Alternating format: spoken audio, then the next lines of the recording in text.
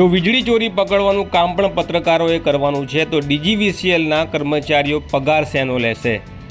7 જાન્યુઆરીના દિવસે ડેડિયાપાડાના પત્રકાર દિનેશ વસાવા દ્વારા પોતાના ફિલ્ડ રિપોર્ટિંગ વખતે જોયું કે સાગબારા તાલુકાના પાડા ગામે નિર્માણ પામી રહેલી આંગણવાડીના કામ માટે એજન્સી દ્વારા વીજળીના થાંભલા ઉપરથી ડાયરેક્ટ લંગડિયા નાખીને વીજ વપરાશ કરવામાં આવી રહ્યો છે। એટલું જ નહીં પરંતુ નજીકમાં આવેલી એક પાણીની ટાંકીની મોટર પણ એ ચોરીની વીજળીથી ચાલી रही है।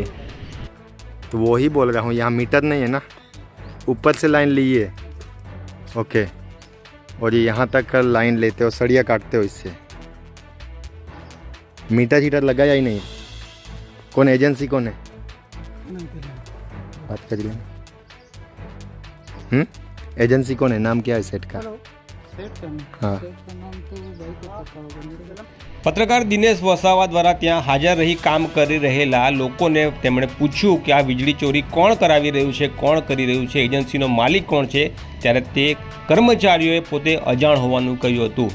આ મામલે પત્રકાર દિનેશ વસાવા દ્વારા જીબીના વિભાગને જાણ કરતા ત્યાં જીબીના કર્મચારીઓ દોડી આવ્યા હતા, થાંભલા ઉપર ચડી કનેક્શન કટ કર્યું હતું અને વિડીયોગ્રાફી કરી લેવામાં આવી હતી, પરંતુ વીજળી વિભાગના અધિકારીઓ દ્વારા મૌન ધારણ કરી લેવાયું હતું। પત્રકાર દિનેશ વસાવા દ્વારા લાગતા વળગતા અધિકારીઓને વારંવાર ફોન દ્વારા પૂછ્યું કે આ મામલે શું કાર્યવાહી કરવામાં આવી, ત્યારે જવાબ મળ્યો, અમે તપાસ કરી રહ્યા છે।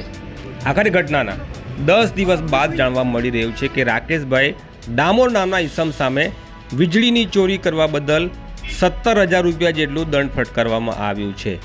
પરંતુ સવાલ અહીંયા એવો ઉપસ્થિત થાય છે કે શું ચોરી કરનાર કામ કરનાર એજન્સીને બચાવી લેવામાં આવી છે?